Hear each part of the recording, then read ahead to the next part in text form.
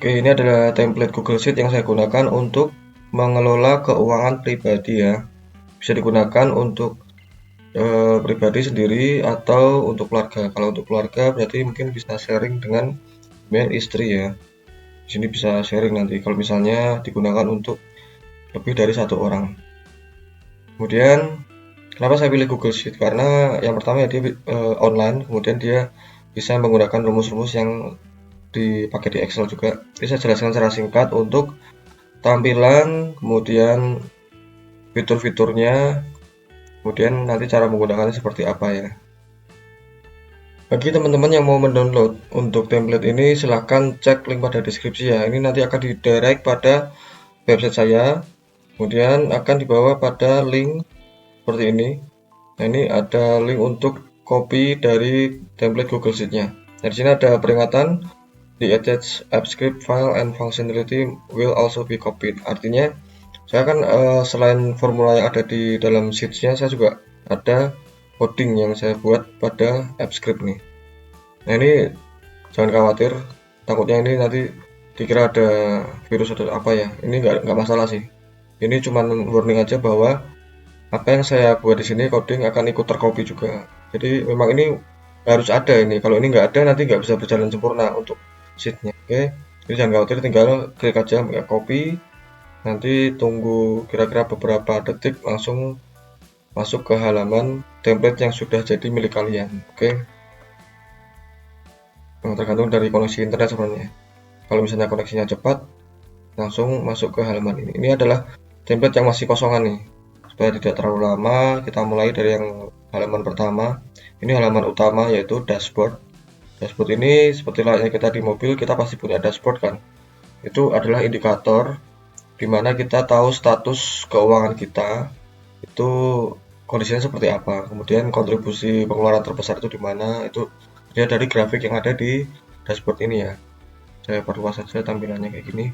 Oke, yang pertama ini saya jelaskan ada chart pengeluaran, ada chart pemasukan, ada chart perbandingan antara pengeluaran versus pemasukan, kemudian ada perbandingan antara kas masuk dan kas keluar, kemudian ada perbandingan pemasukan versus pengeluaran, namun ini dilihat per bulan. Saya buat dia hanya menampilkan 12 bulan saja supaya tidak terlalu panjang chartnya. Kemudian ada kas masuk versus kas keluar per bulan, ada juga budget pengeluaran versus pengeluaran real time ya, realnya, sorry. Kemudian ada target pemasukan versus dengan pemasukan realnya seperti apa. Kontribusinya seperti apa juga terlihat, ada indikator di sini. Kalau budget aman berarti dia belum melewati dari batas atau limit budgetnya. Begitu pula dengan pemasukan, kalau dia masih belum tercapai indikatornya ini, berarti dia masih belum memenuhi target yang ditentukan ya. Ini membantu sekali sih supaya kita tahu tujuannya keuangan kita itu harus capai berapa tiap bulan atau dalam periode tertentu ya, tergantung yang kita pilih di sini. Nah, untuk periodenya kita bisa lihat di atas ini ada periode. Kemudian di bawah chart pasti ada link detail dari chart tersebut. Ketika diklik nanti bisa langsung masuk ke part di mana chart itu mempunyai data. Dan ada halaman kedua ini ada tutorial. Tutorialnya saya bagi menjadi 7 topik utama yang paling membantu. Kemudian ada tombol di sini ya. Ini tombol grup ya. Jadi supaya tidak terlalu panjang, saya buat lebih ringkas seperti ini. Kalau mau lihat isi nomor 1, topik nomor 1, tinggal diklik aja, nanti muncul. Kemudian kalau sudah selesai, pindah ke topik lain, tinggal klik aja, misalnya mau ke yang topik nomor 4, klik aja muncul. Kemudian ketika ada tampilan untuk ringkasan performa keuangannya, dilihat dari pengeluaran dan pemasukannya dan kas keluar versus kas masuknya. Ini juga saya tampilkan hanya 12 bulan terakhir ya, dimana ada transaksi di bulan tersebut. Kemudian ada form, ada 3 form utama di sini, yaitu input pengeluaran, input pemasukan, input transfer. Fungsinya adalah pengeluaran otomatis adalah untuk mencatat pengeluaran di kehidupan kita. Kemudian ada pemasukan, ini juga untuk mencatat pemasukannya. Jangan salah, pengeluaran belum tentu uang keluar ya, karena ada juga pengeluaran yang dia pembayarannya belum lunas atau hutang. Begitu pula dengan pemasukan, misalnya kita seharusnya terima gaji misalnya, tapi belum terbayar, tapi sudah dikasih slip gaji, berarti itu sebenarnya sudah masuk ke dalam pemasukan, tapi dalam bentuk piutang. Cuman jarang banget sih. Yang sering adalah hutang ya di pengeluaran. Kemudian ada input transfer. Input transfer ini adalah mutasi dari akun kas satu ke akun kas lain, atau ada uang kas keluar untuk membayar hutang. Ini masuknya ke input transfer. Kemudian ada daftar semua akun. Untuk pengeluaran dan pemasukan biasanya kan ada kategorinya. Ini saya jadikan satu di namanya daftar akun atau chart of account ya kalau di accountingnya. Nah, jadi ada kelas akun. Ini adalah pengelompokan dari akun-akun yang kita gunakan di sini. Misalnya di pemasukan ini kita akan saya sudah buat ini ada gaji, insentif, dividen dan lain-lain. Ketika ada pemasukan selain dari yang sudah ada di sini, silakan ditambahkan di bawahnya. Kemudian insert row below. Nah, ini bisa tambahkan misalnya dari bagi hasil misalnya. Kemudian ini sebagai penghasilan tambahan, ini pemasukan, kemudian saldo awalnya berapa. Oke, begitu juga dengan pengeluaran. Ini pengeluaran saya buat sesimpel mungkin. Kalau misalnya pengen lebih detail, silahkan tambahkan sendiri. Lihat aja di contoh ya. Ini ketika nanti download template-nya sudah ada kok chart of account ini. Jadi tinggal nambahin aja atau menghapus yang tidak perlu. Kemudian ada database kontak. Nah, database kontak ini berfungsi untuk mencatat ketika kita punya hutang ke personal ya. Bukan ke kartu kredit, bukan ke pay letter, tapi ke personal. Misalnya kita hutang ke teman misalnya. Nanti kecatatnya di sini. Kemudian ada, ini otomatis ya terisinya ya. Kita cuma perlu mengisi daftar kontaknya ini doang.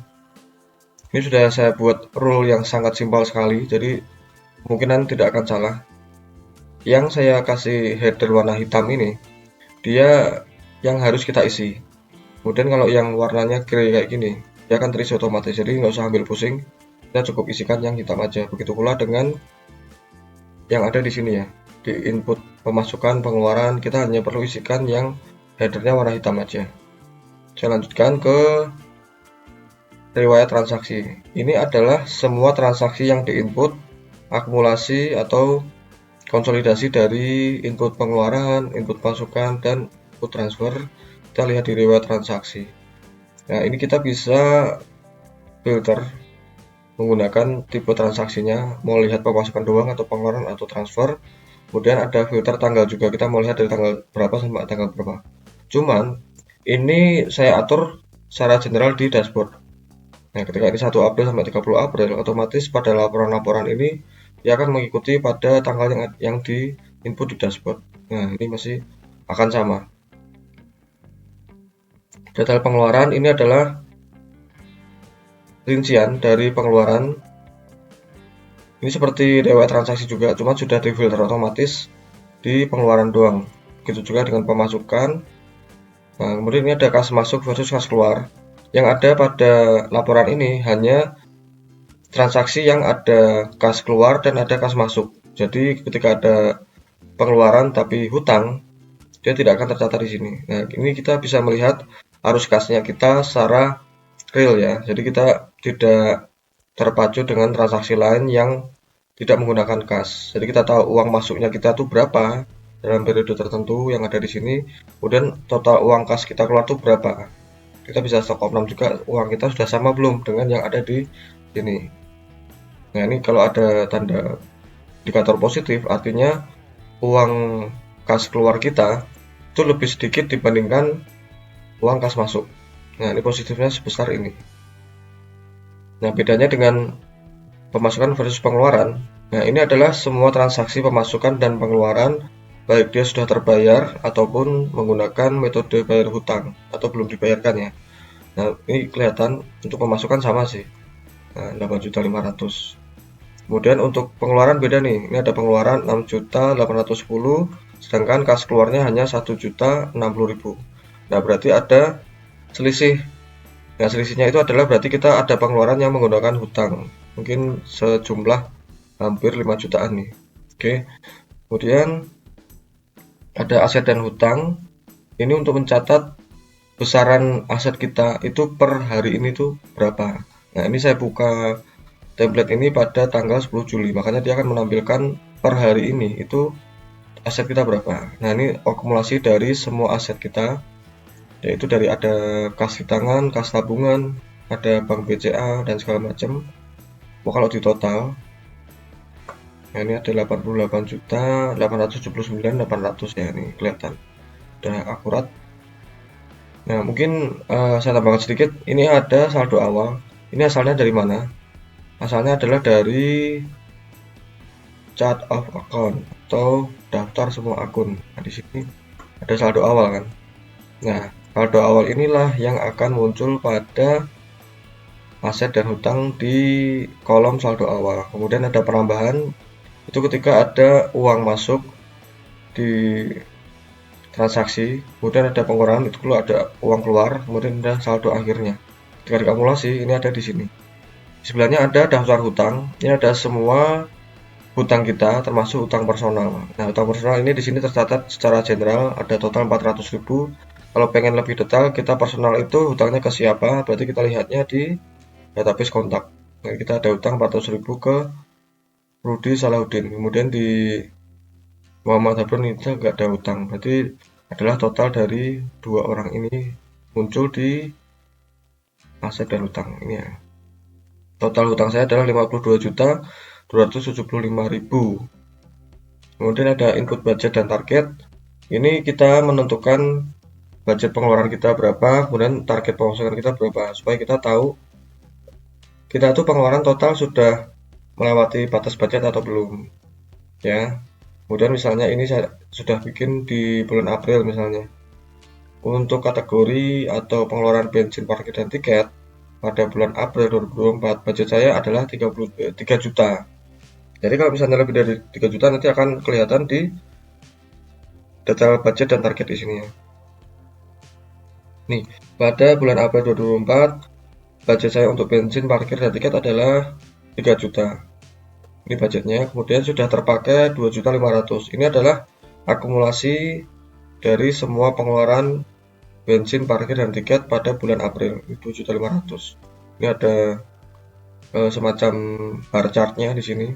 Kalau untuk pengeluaran di budget tracker saya bikin di warna merah. Kemudian kalau untuk target ini sama juga. Kita tentukan kita targetnya itu untuk gaji harus berapa, insentif harus berapa, nanti kan kelihatan totalnya berapa di sini. Target saya pada bulan April adalah 12.500.000. Saat ini sudah ada pemasukan 8.500.000, berarti masih ada kekurangan di sini ya. Nah, untuk grafiknya ini ada pada dashboard. Kita bisa lihat di sini. Nah, ketika kita pengen lihat detail budgetnya kita, kenapa kita sudah sampai 83% untuk pemakaian dari budget 100%-nya, kita bisa lihat di detail. Nah, nanti akan dibawa ke halaman ini, jadi kita bisa lihat di sini. Oke, nah berarti kalau sudah jelas, saya mau mencontohkan aja. Mungkin ada 3 model transaksi di input pengeluaran, pemasukan, dan input transfer. 4 ya mungkin ya. Untuk input transfer saya contohkan 2, yang satu untuk mutasi kas dan satu lagi untuk membayar hutang. Contoh ini ada input pengeluaran, kita ada pengeluaran misalnya tanggal 10. Nah, untuk di Google Sheet kalau kita mau menambahkan tanggal, kalau kolomnya atau barisnya atau selnya sudah diformat sebagai tanggal atau date, nanti kita klik 2 kali akan muncul tampilan seperti ini. Kita tinggal pilih tanggal di mana. Ini di pengeluaran ya, berarti pengeluaran itu tanggal 10 ya berarti ya. Nah, ketika ini diisi, dia akan mengisi baris kolom pada header yang warnanya grey ini itu secara otomatis. Tidak perlu khawatir. Nah, kadang kalau misalnya internet lagi lemot, ini ada indikator loadingnya sih. Nah, kalau selesai harusnya ini terisi otomatis. Nah, seperti ini. Kemudian contoh pengeluarannya adalah misalnya pengeluaran di bulan Juli ya, itu banyak bensin aja ya, atau yang lain, menginap di hotel misalnya. Nah, mungkin saya tambahkan lagi penjelasannya. Untuk cara mengisinya, tanggal ini adalah tanggal di mana terjadinya transaksi, kemudian keterangan ini opsional, tapi saya prefer ditambahkan supaya ketika kita ada audit misalnya, kita mungkin mengaudit keuangan kita, kita tahu tanggal ini tuh apa sih detailnya, keterangannya. Nah, kemudian ini jumlah besaran pengeluarannya. Nah, kontak ini hanya diisi kalau kita ada pengeluaran atau hutang ke orang tertentu. Kemudian ada sumber transaksi, ini adalah dari mana uang itu dikeluarkan. Nah, tujuan transaksi adalah pengeluaran itu untuk apa. Nah, untuk validasi datanya, ini saya sudah pilih pengeluaran itu hanya untuk tujuan transaksi pengeluaran itu hanya mengambil dari daftar semua akun, di mana kelas akunnya adalah pengeluaran. Jadi hanya ini aja dari sini ya, ini pengeluaran kan. Ini sampai ini. Jadi ini adalah tujuan transaksi di input pengeluaran. Kemudian asal atau sumber transaksinya ini saya ambil dari aset. Aset dan hutang ya, aset dan hutang. Jadi semua pembayaran itu kita bisa pilih dari yang sudah kita input di sini. Makanya kalau ada yang di luar ini silahkan tambahkan sendiri ya. Kalau misalnya bingung cara menggunakannya, silahkan cek pada website saya atau sosmed saya, kontak saya via DM boleh, langsung ke WhatsApp boleh, atau ke email juga boleh. Email official ini juga boleh. Cuman ini jarang saya buka ya. Buka ke email yang ada di kontak website saya aja. Oke, sampai sini jelas ya. Jadi asalnya ini dari mana? Kenapa bisa muncul ini? Kenapa ketika saya klik pada sumber transaksi muncul aset dan hutang? Nah, contoh biaya menginap di hotel ini adalah uang dari kas di tangan misalnya. Nah, kita cek dulu ya, misalnya pada aset dan hutang. Tinggal 10.000. BCA aja, BCA ini kan ada 80.905.000. Berarti kita ambil dari BCA, misalnya ada biaya menginap sebesar 900.000 ya. Contohkan aja dari BCA sebesar 900.000. Nah, coba ya, ini kita cek pada aset, dia sudah berkurang belum dari 80.905.000, harusnya jadi 80.005.000, sudah berkurang 500.000. Nah, maksud saya seperti itu. Jadi kita bisa memonitor uang kita itu larinya kemana.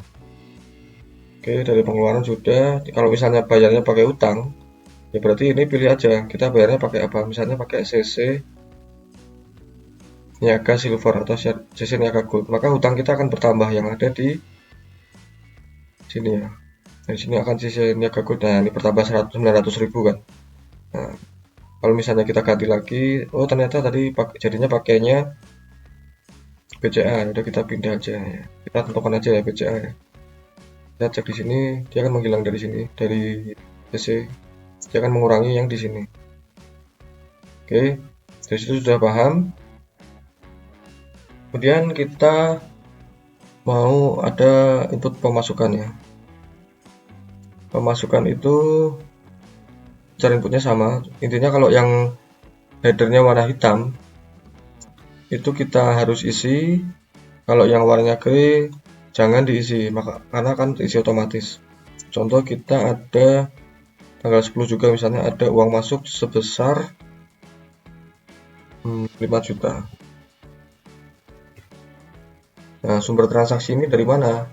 Nah, kita ketika klik 2 kali akan muncul pilihannya. Misalnya dari gaji.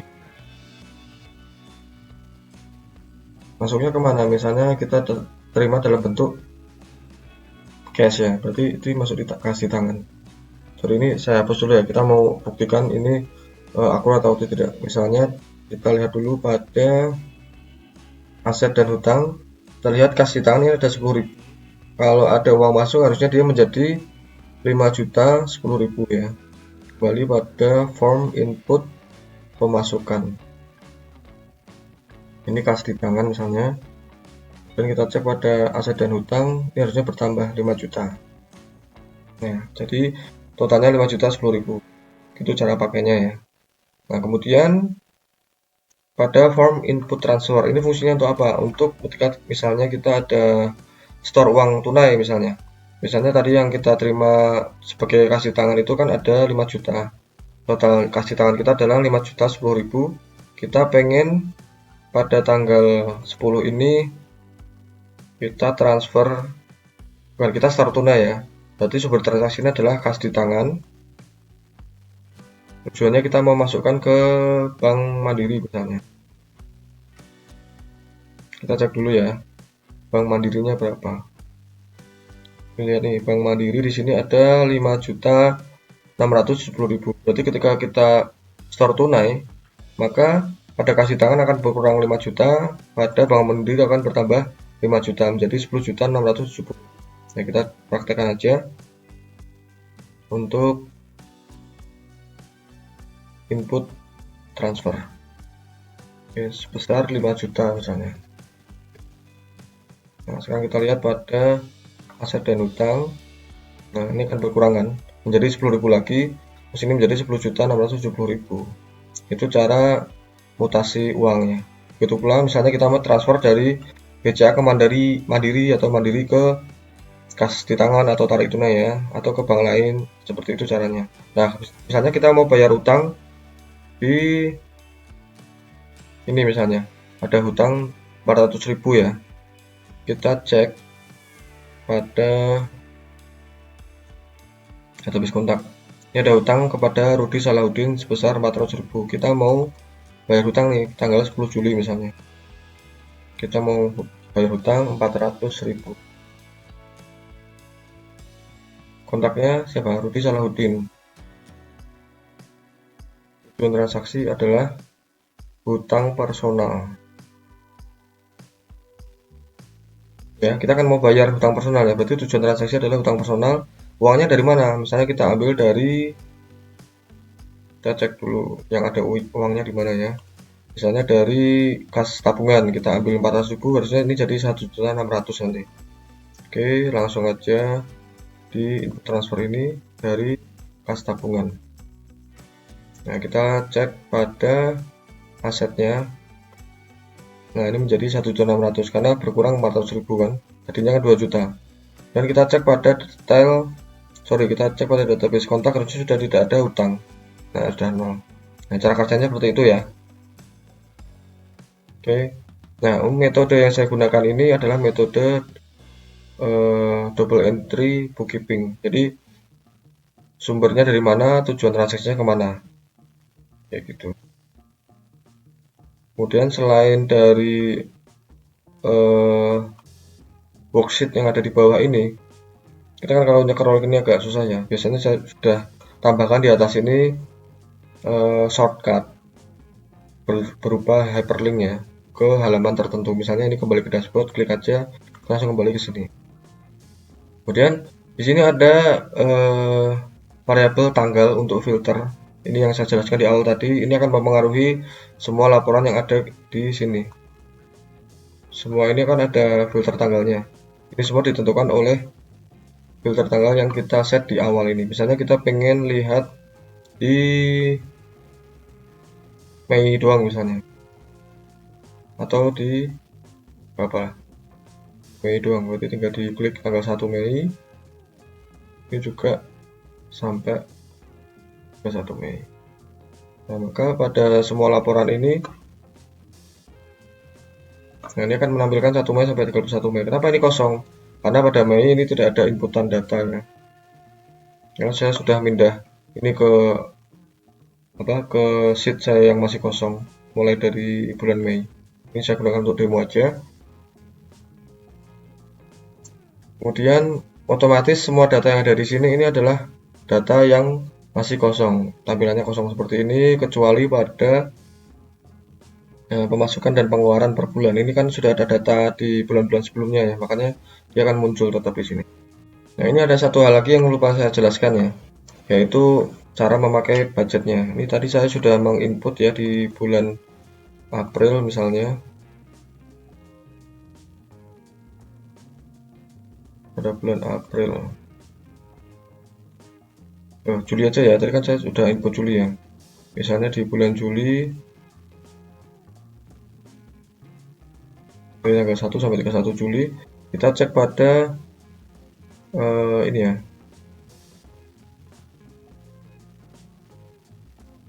budget dan target. Nah,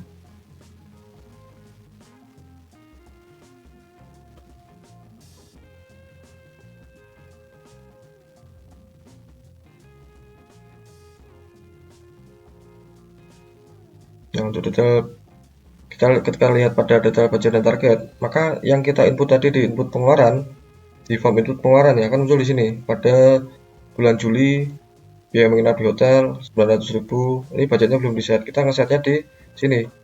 Nah, klik aja pada kolom bulan ini, kita mau pilih tanggal berapapun di bulan Juli, dia akan tercatat pada bulan Juli, jadi nggak usah khawatir. Pilih aja kayak gini misalnya. Kemudian tadi apa ya, menginap di hotel ya, kita bisa langsung ketikkan aja, langsung muncul opsinya. Ini yang warna grey, jangan lupa ini nggak usah diisi, dia akan terisi otomatis seperti tadi ya, contohnya. Saya misalnya budgetnya di 2 juta misalnya. Kemudian kita cek nih di detail budget. Budgetnya sudah langsung muncul di sini 2 juta, sudah kepake tadi 900.000, berarti kepake sekitar 45%an nih. Nah, gaji ini juga muncul nih, sama cara inputnya ya. Di sini sudah ada sih gaji. Misalnya dari insentif kita menargetkan, kalau gaji kan sudah tetap ya, jadi sebenarnya target ini formalitas saja. Tapi kalau untuk insentif kan kita harus bisa mengejar nih. Misalnya kalau untuk sales ya, misalnya untuk target insentif di bulan Juli adalah misalnya 3 juta. Nah, di sini pasti belum muncul nih insentif karena belum ada pengeluaran insentif, ya, pemasukan insentif. Ketika ada pemasukan insentif, pemasukan misalnya tanggal 11 Juli misalnya ada pemasukan insentif sebesar 1 juta.